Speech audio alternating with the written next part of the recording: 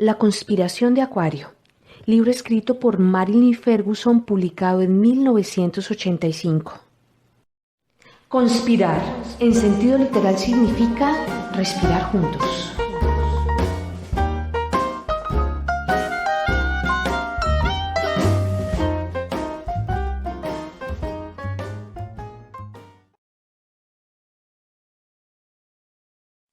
El cambio en las relaciones humanas. Toda vida real es un encuentro. Martin Buber. Cada uno es responsable de todo ante todos los demás. Feodor Dostoyevsky. El cambio de paradigma personal es como cruzar el océano en busca del nuevo mundo. El inmigrante, por mucho que lo intente, no puede persuadir a todos sus amigos y personas queridas a que lo acompañen en su viaje. Quienes quedan detrás no pueden comprender cómo tanta cosa conocida ha sido incapaz de retener al inmigrante. ¿Por qué ha abandonado su patria de siempre? Y lo que es más triste de todo, ¿cómo es que sus afectos no han podido retenerle? En cuanto al inmigrante, pronto aprende que realmente no se puede intentar reconstruir el viejo mundo en el nuevo continente. Nueva Inglaterra no es Inglaterra. Nova Scotia no es Escocia. La distancia difumina las viejas realidades, y las comunicaciones resultan difíciles y punzantes. Las cartas enviadas al viejo mundo no pueden evocar todas las cumbres y cañones que van empujando sin cesar al inmigrante hacia lo desconocido.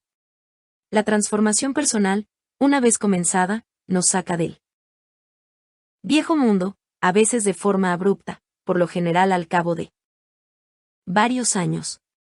Como hemos visto en un capítulo anterior, la gente cambia de trabajo, e incluso de vocación, apenas comienzan a cambiar las propias percepciones.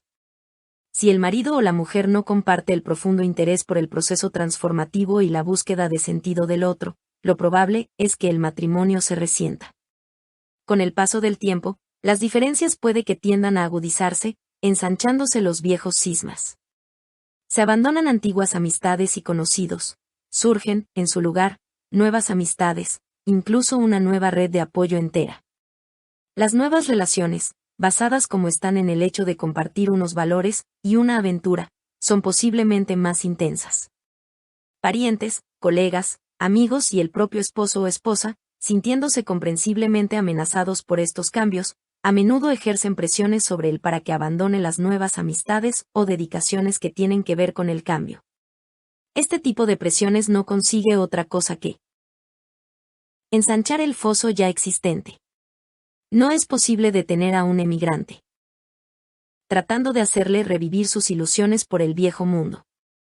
En este capítulo vamos a tratar de los cambios en las relaciones personales, del carácter de las relaciones transformadoras, y del efecto del proceso transformativo en las épocas de transición, o de paso, de la vida.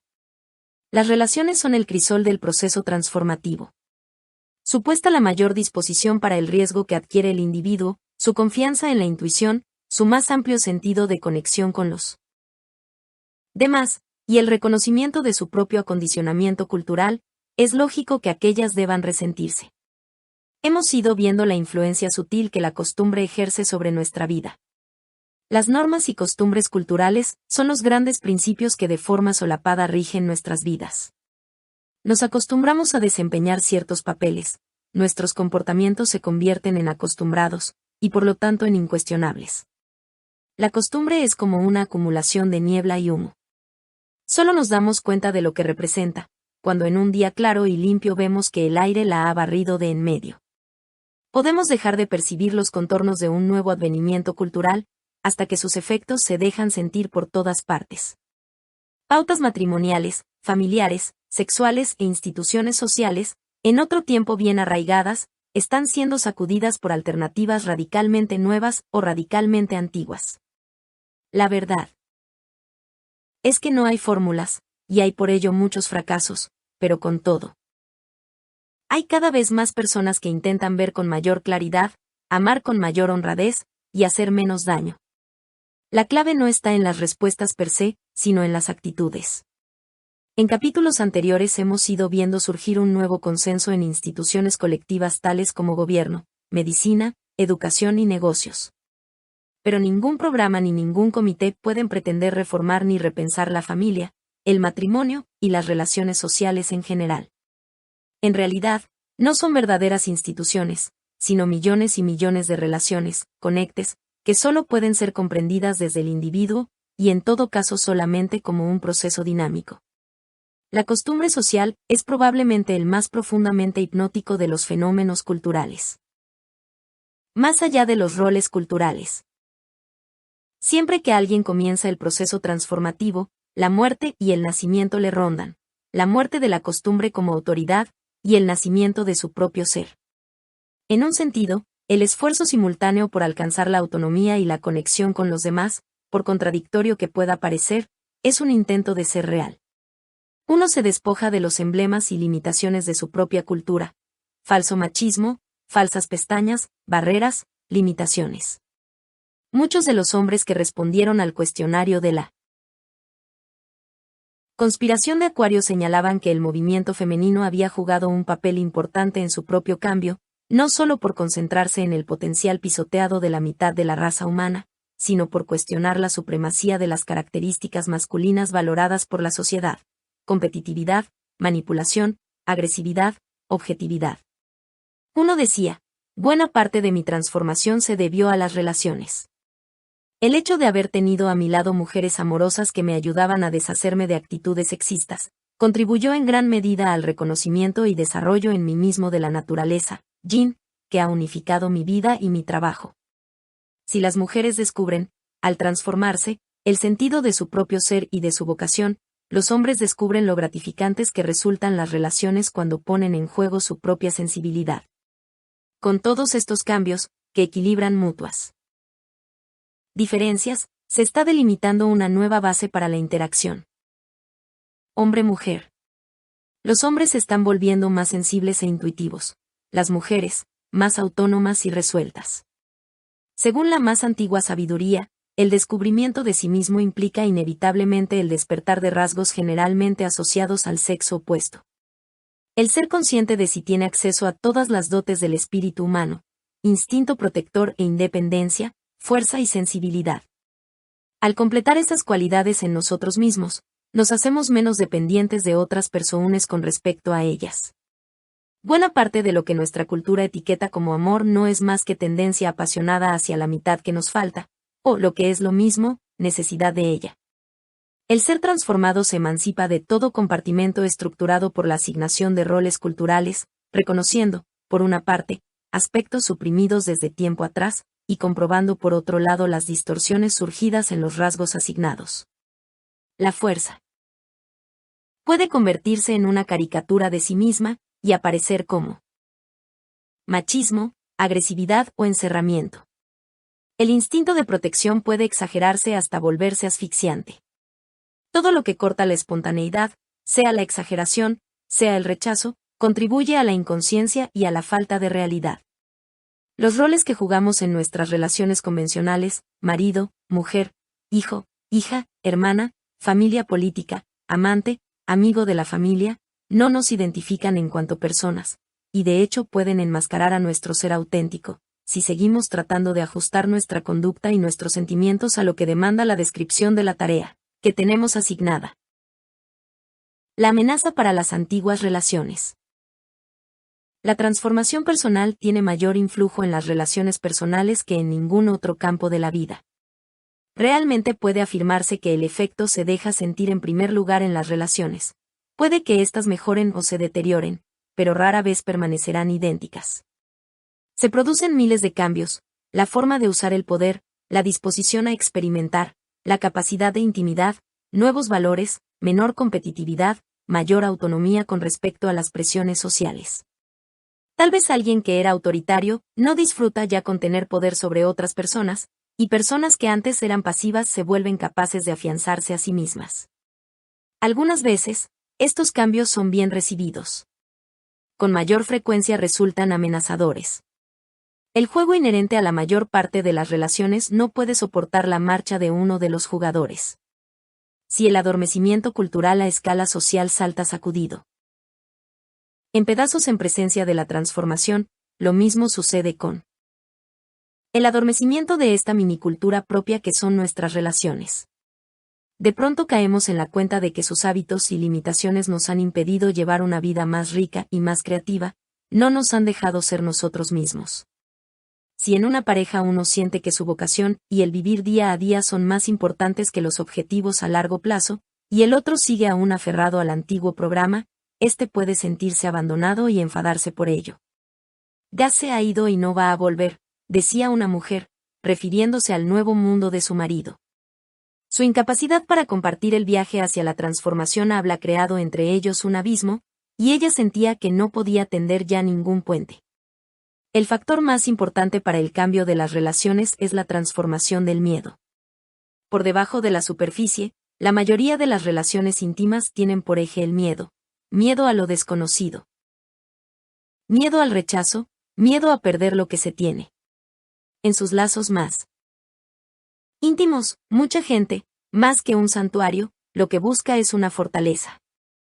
Si, por uno u otro medio, meditación, un movimiento social, un cursillo de entrenamiento asertivo, o una tranquila reflexión, uno de los dos se libera de sus miedos y sus acondicionamientos, su relación con el otro puede convertirse en un terreno extraño. Las ofertas de seguridad ayudan muy poco. La persona que se siente amenazada en la pareja puede mostrar su disconformidad, enfadándose, burlándose o tratando de discutir. La gente quiere que cambiemos, pero para responder a sus necesidades, no de acuerdo con las nuestras. Y la persona que se siente amenazada no puede comprender por qué su pareja no vuelve a ser como antes, si me quisieras. O confía en que se trate de una fase pasajera, como la rebeldía de un adolescente o la crisis de la media edad. Pero no se puede abandonar toda una nueva concepción de la realidad como podemos dejar un trabajo, o salir de las filas del Partido Demócrata o de la Iglesia Presbiteriana. La nueva perspectiva disipa los propios miedos, agudiza nuestra conciencia, nos vincula con toda la comunidad humana, y nos alegra la existencia. Si el propio compañero o compañera no puede ajustarse a seguirnos, al final surgirá la discordia, real o psicológica. Quienes mantienen una relación con una persona hostil a su nuevo mundo tienen dos opciones: mostrarse abierto respecto a sus intereses, lo que puede alimentar aún más la incomprensión, o actuar de forma clandestina.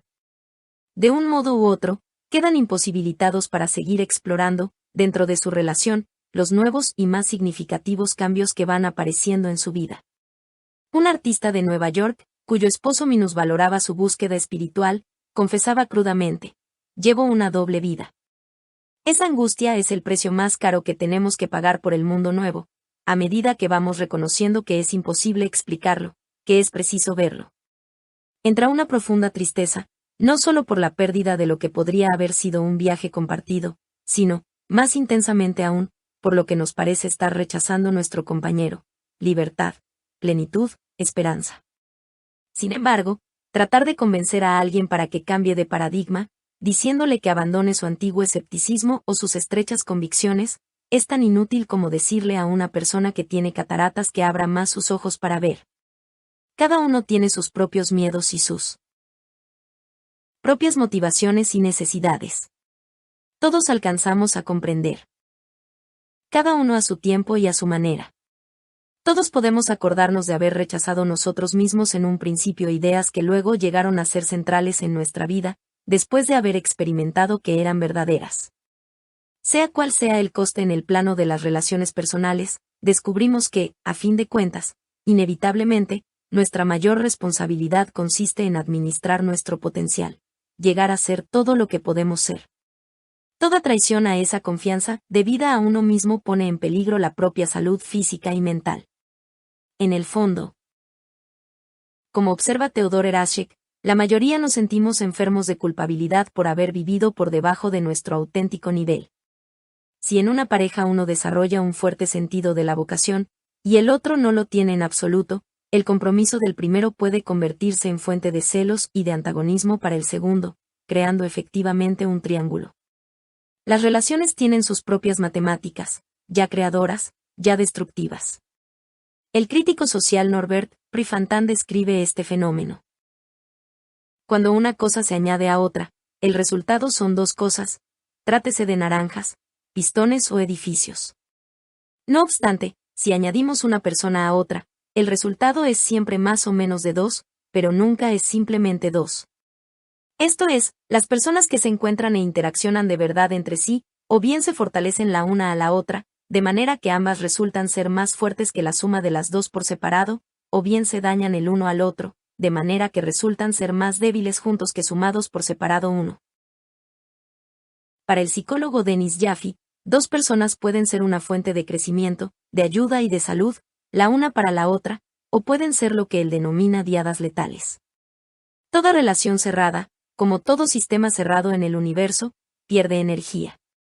Un maestro decía, las antiguas relaciones convencionales, con su exclusivismo y su centramiento en el ego, nos aislaban más aún que si estuviéramos solos.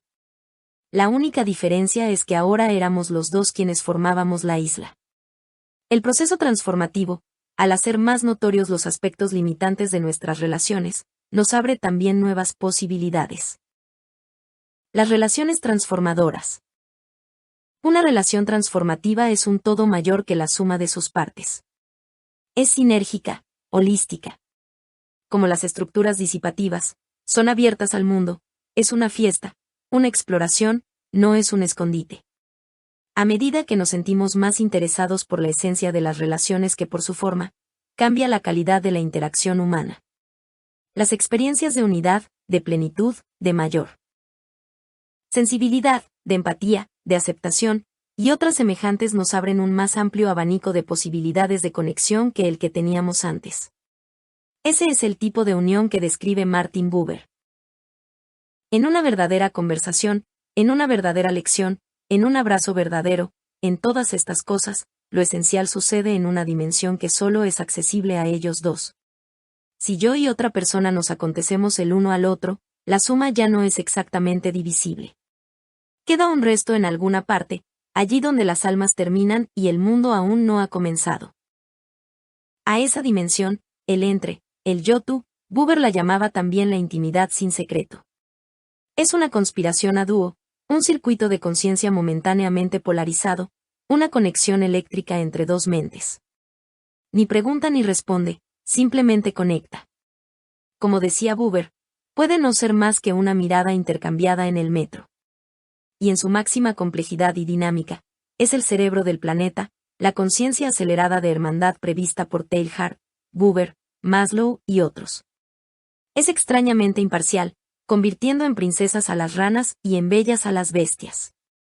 Al ir habiendo más personas abiertas las unas a las otras, que se intercambian mutuamente su ánimo y su calor, el amor se va convirtiendo en una fuente, más disponible, de aprobación y de energía.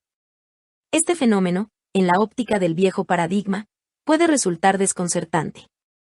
Para Milton Mayerhoff, la persona que cree en nosotros, que nos anima a transformarnos, y cuyo crecimiento interacciona con él. Nuestro, potenciándolo, es el otro adecuado para cada uno de nosotros. Ese tipo de relaciones atentas a nuestro bien nos ayuda a situarnos. No podemos crecer solos, decía Teilhard. Él mismo tuvo amistades muy intensas, muchas de ellas con mujeres, a pesar de la rígida prevención eclesiástica frente a toda intimidad, siquiera fuese platónica, de los sacerdotes con mujeres. El aislamiento es un camino sin salida. No hay nada en el planeta que pueda crecer si no es por convergencia. En su cuestionario de la conspiración de Acuario, un político hablaba del poder transformador de las relaciones amorosas liberadoras, que me han permitido experimentarme a mí mismo, en ocasiones, de una forma más abierta, más plena, más profunda y más inocente, de lo que podía haberme sentido nunca hasta ahora. Muchos de los que respondieron al cuestionario comentaban la importancia que para ellos hablan tenido amistades profundas que les habían guiado en sus incursiones por el nuevo territorio. Una mujer, terapeuta ella también, señalaba lo importante que había sido encontrarme siempre con una persona fuerte fundamental para mi vida siempre que la necesitaba. Cada una me llevaba hasta un punto determinado, siguiendo luego un periodo de integración, hasta que aparecía la siguiente. Estos encuentros siempre han venido acompañados de una profunda sensación de reconocimiento y una intensa implicación espiritual. La relación amorosa transformativa es una brújula que nos orienta hacia las propias potencialidades. Nos libera, nos completa, nos despierta y nos robustece. Es algo en lo que no necesitamos trabajar. Con toda su mezcla curiosa de intensidad, facilidad y contacto espiritual, la relación transformadora contrasta con las otras conexiones tanto menos gratificantes de nuestra vida, y acaba convirtiéndose en algo tan vital como el oxígeno. Este tipo de relaciones también nos orienta hacia otro tipo de sociedad, sobre un modelo de mutuo enriquecimiento extensible a todo el tejido de nuestras vidas. No obstante, ello requiere que antes volvamos a definir nuestros términos. Cuando preguntas qué es el amor, dice Krishnamurti, puedes estar demasiado asustado para ver la respuesta. Puede que tengas que echar abajo la casa que has construido, o puede que no puedas volver al templo. El amor no es miedo, afirma. No es dependencia, celos, posesividad, dominio, responsabilidad, deber, autocompasión, ni ninguna de las demás cosas que convencionalmente se toman por amor. Si puedes eliminar todas estas cosas, no por la fuerza, sino dejando que el agua se las lleve, como hace la lluvia con el polvo de varios días depositado sobre la hoja, entonces tal vez puedas tropezarte con esta rara flor que el hombre tanto ansia. Resulta más fácil definir lo que es la relación transformadora. Hablando de lo que no contiene. La idea cultural que tenemos de las posibilidades del amor ha sido tan limitada que no contamos con el vocabulario adecuado para describir la experiencia holística del amor, un amor que engloba sentimiento, conocimiento y sensación. Para poder tener una relación transformadora, es preciso estar abierto y vulnerable. La mayoría de la gente se relaciona solamente desde su periferia, afirma el maestro indio Rajneesh. Encontrarse con una persona en su centro supone exponerse uno mismo a una revolución. Si quieres encontrar a alguien en su centro, tendrás que dejarle entrar a él también hasta tu centro. Las relaciones transformadoras se caracterizan por la confianza.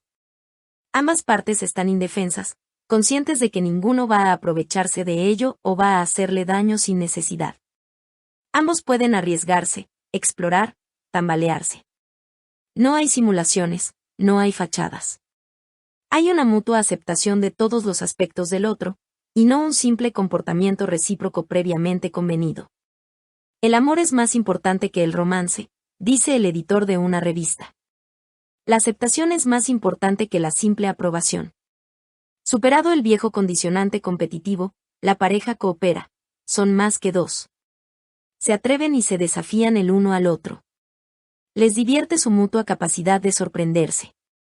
La relación transformadora es un viaje compartido al encuentro del sentido. El proceso en cuanto tal es de suprema importancia, y en ello no caben concesiones. Cada uno es fiel a su vocación, no a una persona dos. Para Simone de Beauvoir, el amor verdadero debería estar fundado en el reconocimiento de dos libertades. Los amantes se percibirían a sí mismos al mismo tiempo como uno y otro, ninguno renunciaría a la trascendencia ni quedaría mutilado. Juntos serían la expresión de unos valores y objetivos en el mundo. Como en la relación transformadora todo está en continuo cambio, no se puede dar nada por supuesto. Cada uno está alerta con respecto al otro. La relación es siempre nueva, es un continuo experimento, libre de evolucionar a su antojo. Descansa en la seguridad que proporciona el haber abandonado toda certeza absoluta. La relación transformadora se define a sí misma. No trata de adaptarse a lo que la sociedad decreta que deba ser, sino que está únicamente en función de las necesidades de los que en ella participan. Pueden ajustarse a unos principios que sirven de guía, pueden llegar incluso a acuerdos flexibles, pero no hay normas. El amor es un contexto, no un comportamiento. No es una mercancía que se gana, se pierde, se conquista, se roba, o se niega como arma de castigo. La relación no disminuye por el hecho de que cada una de las partes quiera a otras personas. Se pueden fácilmente tener varias relaciones transformadoras al mismo tiempo. Ambos se sienten vinculados con el todo, con la comunidad. Adquieren mayor capacidad de dar y recibir amor, alegría y simpatía en torno a ellos a muchas personas. Esa comunión intensa con el mundo no admite ser canalizada por conductos estrechos.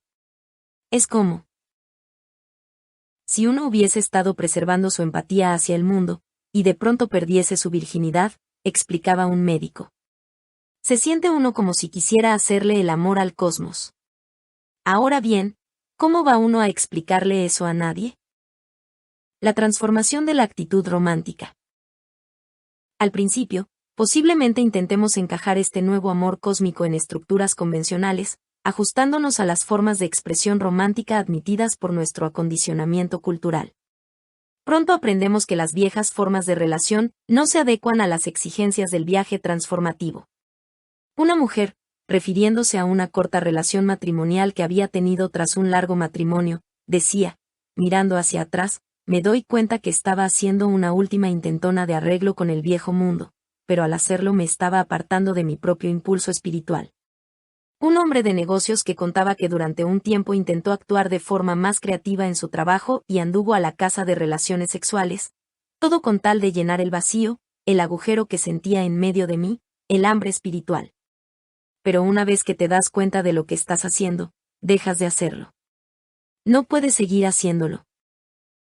A medida que evolucionan en nuestra vida las relaciones transformadoras, puede que descubramos en ellas algunas cualidades que nos recuerden el significado original de la actitud romántica, tal como surgió en el siglo XIX. Esta actitud tenía siempre como fondo lo infinito y lo insondable, esas fuerzas de la naturaleza que están siempre en formación. Aunque prefería lo natural a lo mecánico, el movimiento romántico no era en absoluto antiintelectual o antirracional. Por ironía de la historia, con su ansia por examinar los misterios de la naturaleza, los románticos dieron pie a que surgiera la curiosidad científica que finalmente condujo a la glorificación de la razón. A partir de ahí, la actitud romántica quedó reducida a un papel estético y trivial, representativa de todo lo irreal, algo así como la capa dorada que tapa la herrumbre de la vida. En sus días de mayor apogeo, el movimiento romántico cantaba a la familia, la amistad, la naturaleza, el arte, la música, la literatura. Insistiendo en lo que un historiador ha llamado el misterio del espíritu. Un sí mismo más amplio, el sentido de indagación. En un sentido muy real, la actitud romántica se identificaba con la que hoy denominamos espiritual. Se apoyaba en la experiencia directa. Buscaba sentido. La actitud romántica propia de nuestra cultura, por el contrario, es exterior, producto del acondicionamiento. Cine, televisión, comercio, costumbre. No es de extrañar que apostatemos de esta actitud romántica convencional. Es como un Dios de segunda mano. Y nos produce la misma sensación de pérdida y de desencanto que cuando nos rebelamos contra la religión organizada. Dejamos la aventura, proclamando que es un engaño. Pero el hambre, la sensación de que nos estamos perdiendo algo central en la vida, sigue estando ahí. En el proceso transformativo, la actitud romántica, entendida como cualidad luminosa, espiritual, interior, se encarna en una aventura que suscita unos símbolos y un lenguaje propios, que se siente como lo real, como el sueño del que no despertamos. Simone de Beauvoir confesaba que, según nos fuéramos haciendo más reales, la aventura sexual perdería algunas de sus formas, pero ello no significa que el amor, la felicidad, la poesía o los sueños vayan a ser desterrados. Nuestra falta de imaginación hace que siempre pintemos un futuro despoblado. Una expresión taoísta aconseja, no busques ningún contrato, y encontrarás la unión. Uno de los cambios transformativos consiste en huir de lo que las filosofías orientales llaman apego. El desapego es una compasión que no se cuelga, es un amor que acepta la realidad y no pide nada a nadie. El desapego es lo contrario de andar siempre pensando en lo que se desea.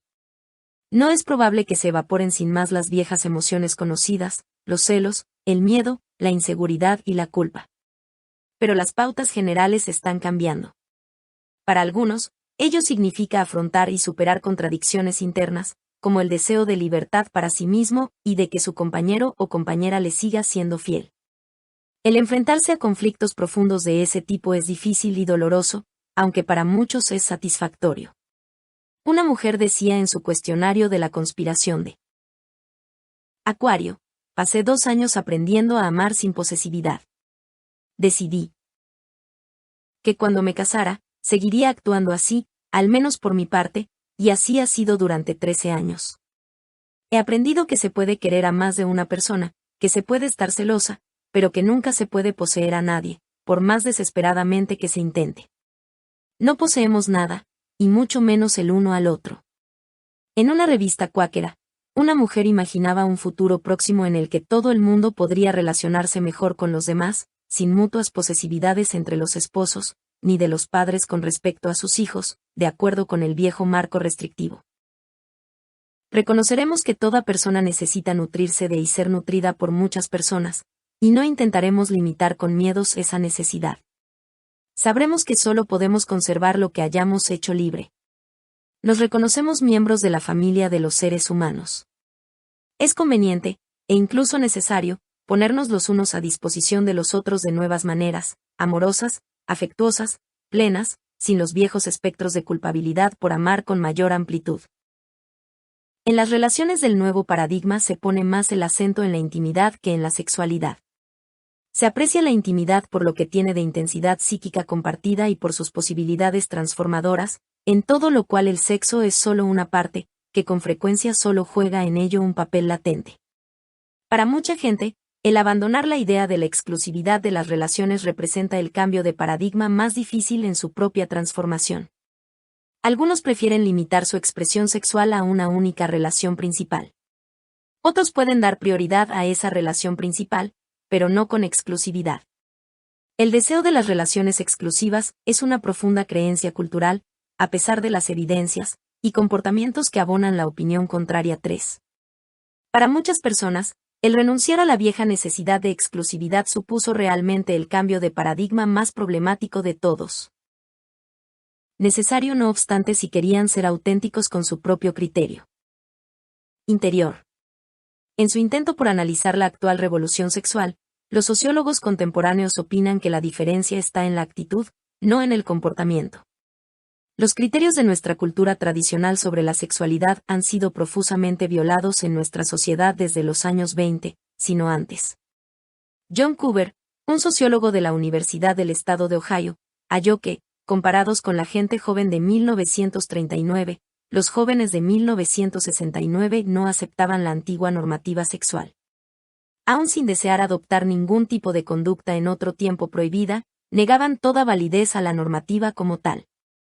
Cooper decía: existe una profunda diferencia entre alguien que infringe las formas y alguien que no las acepta. El primero es un infractor, el otro, un revolucionario. Ningún gobierno se pone a temblar porque alguien evada sus impuestos. Pero ningún gobierno puede tolerar un Boston Tea Party. Eso es una revolución. ¿Vuelven alguna vez al redil los revolucionarios? ¿Enmiendan su conducta? ¿Se retractan? Yo creo que no. A la gente de mediana edad le resulta cómodo pensar que los jóvenes rebeldes, cuando se vean enfrentados a responsabilidades, volverán a adoptar los puntos de vista tradicionales. Eso no es así en esta generación. Mientras el pecador reconoce su culpa, hay alguna posibilidad de que se arrepienta y reforme su vida. Pero la clave de esta generación es precisamente su liberación de la culpa. Otros se dedican a atacar al contexto mismo de la sexualidad en nuestra cultura. Según dicen, hemos sido condicionados para enfocar toda relación sexual como una conquista, y esto impide que pueda haber una intimidad y confianza profundas.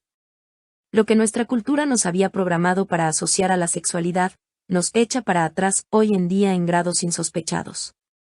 Esta misma programación nos predispone a la frustración y al rechazo.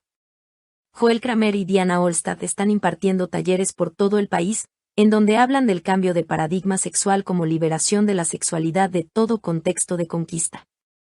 Es preciso cambiar los deseos y estereotipos condicionados, afirman, antes de poder apreciar lo que es una persona integrada, una mujer fuerte, un hombre sensible. Los hombres se inclinan todavía demasiado hacia la belleza, y las mujeres hacia la fuerza, a un nivel más profundo, en el terreno sexual. Lo nuevo es que la gente ya no se siente satisfecha con ese tipo de relación. El viejo paradigma hace que el amor y la sexualidad queden automáticamente desengranados. Las personas que te convienen, no son muchas veces las que te excitan sexualmente, afirman. Nos estamos refiriendo a otra manera de considerar las relaciones y la sexualidad, en la que el interés se centra principalmente en explorar y en crecer juntos. Todos estamos buscando soluciones ansiosamente, pero más que definir o establecer cómo deberíamos ser, deberíamos actuar de pioneros si hemos de inventar una nueva forma de vivir juntos. No cabe ninguna solución verdadera hasta que hombres y mujeres no vean realmente la naturaleza del problema, que está en cada uno de nosotros. El ver las pautas ayuda a cambiar. Mientras hombres y mujeres sigan aferrados a las actitudes románticas, nunca podrán encontrarse totalmente el uno al otro. Para abrir la puerta a la oportunidad de encontrarnos con seres humanos, necesitamos abandonar toda idea de conquista. Cuesta el mismo esfuerzo crear la posibilidad de un amor maduro. La familia transformadora. La novela Ana Karenina comienza así: las familias felices son todas iguales, las familias desgraciadas lo son cada una a su manera. Hoy en día aspiramos a una sociedad en la que podamos ser felices de múltiples maneras. Al romperse las antiguas estructuras sociales, millones de personas han quedado excluidas de los sistemas convencionales de apoyo que existían en el pasado. El Carnegie Council on Children estimaba en 1978 que no menos de 4 de cada 10 niños nacidos en los años 70 pasarían parte de su infancia en una familia uniparental. En una encuesta realizada hace poco por la organización Looper, 3 de cada 5 mujeres preferían divorciarse a seguir adelante en un matrimonio insatisfactorio. Un estudio urbano mostró que el 40% de los adultos que viven en ciudades carecen totalmente de lazos familiares. Solo 1 de cada 4 familias responde al estereotipo del marido que gana el pan y la mujer que se ocupa del hogar. Son las 10 de la noche, dice un anuncio oficial en la radio. ¿Sabe usted dónde está su hijo? Pero hay una pregunta mejor: estamos a fines del siglo XX. En medio de tanta experimentación, tanto cambio de estructuras sociales, tantas relaciones rotas, tantas relaciones nuevas, y tantas exigencias de libertad y de seguridad, sabemos dónde estamos conectados. La familia puede atender a la crianza de los niños de forma tan eficaz, prestándoles calor y proporcionándoles estimulación, que solemos decir que está especialmente dotada para ello. Pero si la familia fracasa en su tarea, si los lazos emocionales son débiles, los niños no crecerán fuertes y sanos. Se han realizado estudios sobre niños criados en instituciones, que demuestran que el desarrollo normal de la inteligencia exige una interacción humana. Sin amor, sin estimulaciones ni respuestas provenientes del mundo exterior, el mundo no llegará nunca a tener sentido para el niño, ni tampoco de adulto. Los niños que han sido debidamente alimentados y han gozado de seguridad, pero que no han tenido quien juegue con ellos ni quienes les hable, están condenados a padecer algún tipo de retraso. En cambio, una atmósfera de confianza, de amor y de humor puede alimentar las capacidades humanas más extraordinarias. Una de las claves es la autenticidad: padres que actúan como personas, no como papeles aprendidos.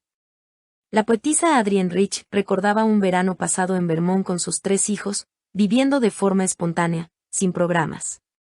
Una noche, ya tarde, volviendo a casa después del cine, se sintió completamente lúcida y de excelente humor.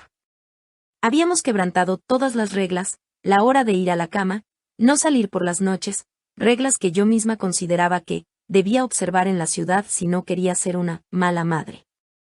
Éramos conspiradores, estábamos fuera de la ley de la institución materna. Me sentí enormemente responsable de mi vida. No quería que sus hijos actuasen por ella en el mundo.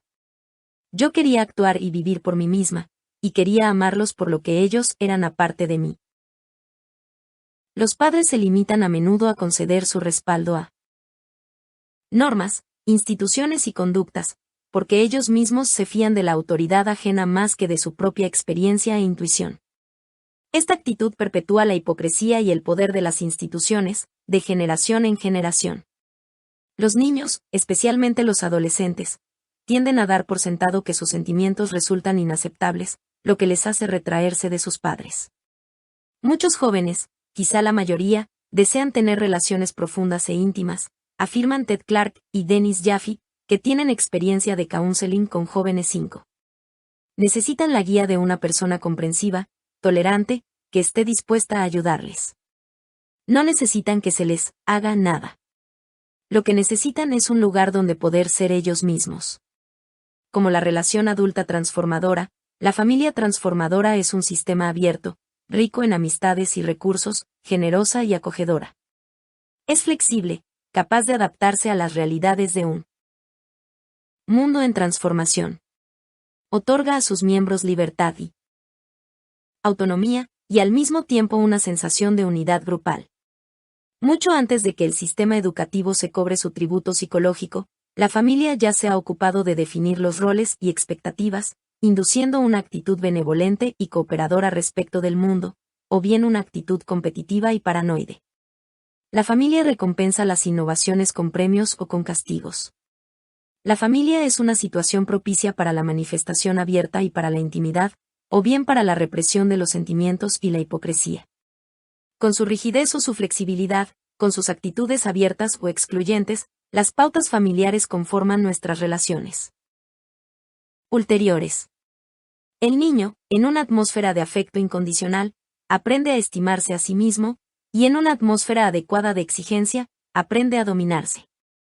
Las familias muchas veces se guardan de entablar relaciones hacia afuera por inseguridad. Se convierten en sistemas cerrados. Las familias temerosas, dice Hassan Danish, un psiquiatra canadiense, perciben el mundo dicotomizado: hombres y mujeres, viejos y jóvenes, inteligencia y emociones, poder y debilidad, uno mismo y los demás. Procuran apartar a sus miembros de la amistad con personas diferentes a ellos mismos. El niño solo recibe aprobación si se ajusta a los deseos de sus padres. La fuerza de la relación padres-hijo adquiere una evidencia trágica en el fenómeno denominado enanismo emocional. Un niño de 6 años que presente este síndrome puede no aparentar por su tamaño más de 3 años. Generalmente, ese mismo niño, situado en un ambiente hogareño favorable, comienza a crecer de forma normal. Pero vuelve a estancarse si se le devuelve al medio hostil de su familia biológica. El enanismo emocional es relativamente infrecuente, pero hay una forma más corriente de truncarse el crecimiento del niño, que sucede a menudo en familias que obstruyen de un modo u otro su desarrollo como individuos. El célebre psicólogo Frederick Perls dijo en una ocasión que la disociación, el corte entre las emociones y el pensamiento consciente, tiene su origen en el amor acondicionado de los padres. Muchos adultos, que fueron traicionados cuando niños, nunca se les premió por ser ellos mismos, siempre se les exigió hacerlo mejor, por más que se esforzasen, encuentran luego difícil confiar en que se les quiere. La cadena se perpetúa al ser ellos mismos padres, porque puede resultarles difícil aceptar a sus propios hijos de forma incondicional. Hasta haber descubierto el alcance de los miedos que teníamos programados, no podemos ser capaces de perdonarlas. Imperfecciones y debilidades de los demás. Pero una vez que hemos tocado la fuente de salud que llevamos dentro de nosotros, sabemos que también está en los demás, sea cual sea su conducta exterior. La conciencia nos hace capaces de mostrarles afecto. El proceso transformador es para mucha gente una segunda oportunidad de adquirir la propia estimación que les negaron cuando eran niños. Al alcanzar su propio centro, el propio ser lleno de salud, descubren su propia integridad. La familia planetaria. El nuevo y más amplio paradigma relativo a las relaciones y a la familia trasciende todos los antiguos conceptos grupales. Al descubrirnos conectados con todos los demás hombres, mujeres y niños, entramos a formar parte de otra familia. Verdaderamente, al contemplarnos como una familia planetaria que lucha por resolver sus problemas, en vez de vernos como gentes y naciones distintas que buscan a quien echar las culpas o tratan de exportar sus propias soluciones, podría ser el último y definitivo cambio de perspectiva. Si consideramos como hijo nuestro a todo niño que recibe malos tratos, el problema cambia. Cuando contemplamos a nuestra cultura, a nuestros acondicionamientos sociales, o a nuestra propia clase como una creación propia, y no como una medida universal, entonces nuestros lazos de parentesco se ensanchan. Dejamos de ser etnocéntricos, centrados en la propia cultura. Una sociedad que fluye necesita crearse nuevos modelos familiares.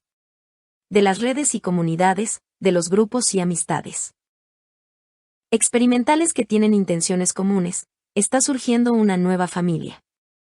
La American Home Economics Association daba en 1979 esta nueva definición de la familia: 2 o más personas que comparten sus recursos, responsabilidades, decisiones, valores y objetivos, y han establecido entre sí un compromiso duradero. La familia es ese clima de volver a casa, y ese entramado de compromisos compartidos es lo que define con mayor precisión a la unidad familiar, con independencia de que existan lazos de sangre, legales, de adopción o de matrimonio. Einstein dijo una vez que los seres humanos sufrimos una especie de ilusión óptica.